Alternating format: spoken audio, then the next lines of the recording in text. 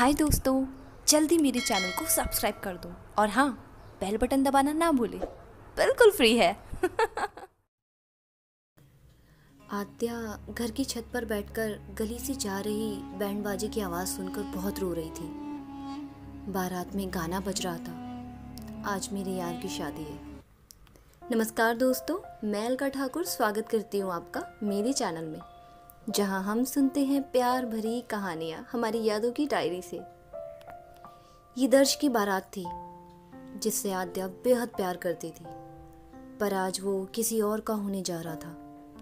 15 साल का रिश्ता आज उसका दर्श से पूरी तरह टूट गया था। एक ही मोहल्ले में आद्या दर्श रहते थे, दोनों की स्कूलिंग साथ और कॉलेज भी साथ हुआ था।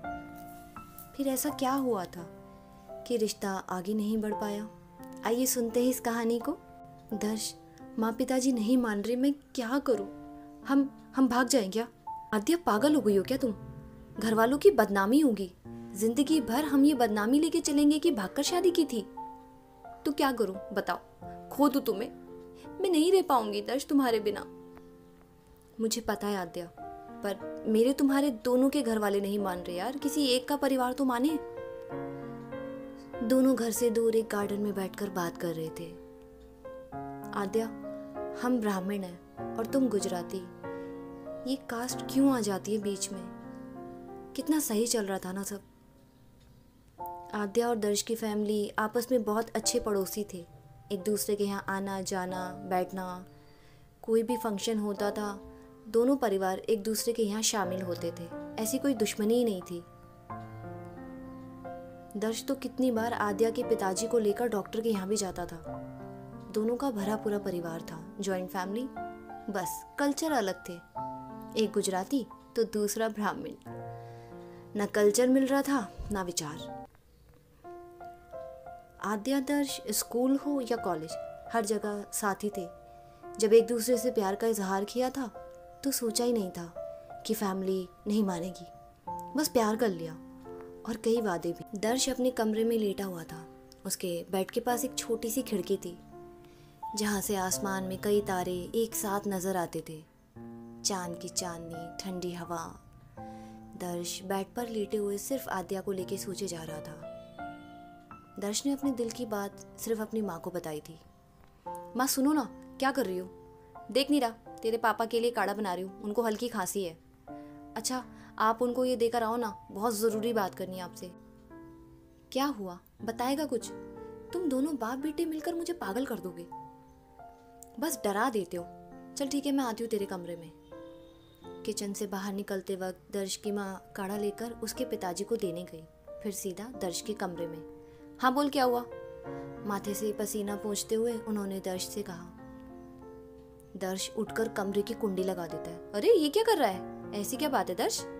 माँ सुनो ना, बैठो ना यहाँ। माँ बेड पर बैठ गई और दर्श उनके कदमों के पास।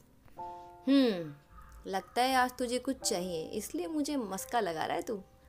दर्श ने स्माइल की और कहा, हाँ आप समझ गई माँ, पर माँ आप मना तो नहीं करेंगी ना?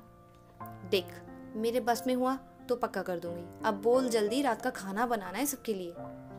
माँ, मैं एक लड़की से बहुत प्यार करता हूँ, आप उसे जानती हो, संस्कारी है, घर बनाने वालों में से है। कौन, वो टीना? नहीं माँ। तो आशा? नहीं माँ, थोड़ा और पास आओ ना। दर्श, लड़की जो भी हो ब्राह्मण होनी चाहिए, तुम जानते हो तुम्हारे पापा नहीं मानेंगे। माँ, वो गुजराती है। तू आद्या की बात कर रहा है ना? क्यों, वो आपको अच्छी नहीं लगती क्या? दर्श चुप करो, क्यों दो परिवारों में दुश्मनी करवा रहे हो बेटा? तुम्हारे पापा को पता लगा तो वो ये शहर ही छोड़ के चले जाएंगे। माँ प्लीज़ प्लीज़ आप मना लो ना पिताजी को, आप जो कहोगी वो करूँगा मैं। नहीं दर्श, ये नहीं हो सकता। और ये हुआ कब? तुम दोनों तो दोस्त थे ना, ये चल रहा था हमारे पीठ पीछे।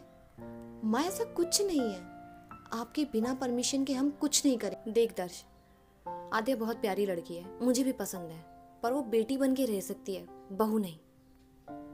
माँ मैं हाथ जोड़ता हूँ, मैं टूट जाऊंगा उसके बिना। ठीक है दर्श, मैं बात करूंगी तेरे पापा से, पर नाम नहीं लूंगी उसका, घुमा फिरा के पूछूंगी, अगर लगा वो राजी है तो बात आगे बढ़ाऊंगी।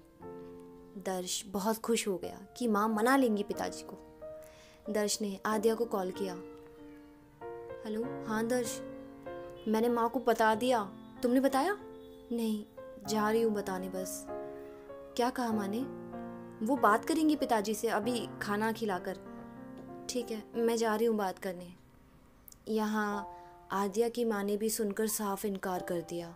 उन्होंने तो ये भी नहीं कहा कि वो पापा को मनाएंगी, सीधा फरमान सुना दिया कि नहीं होगी शादी दर्श से।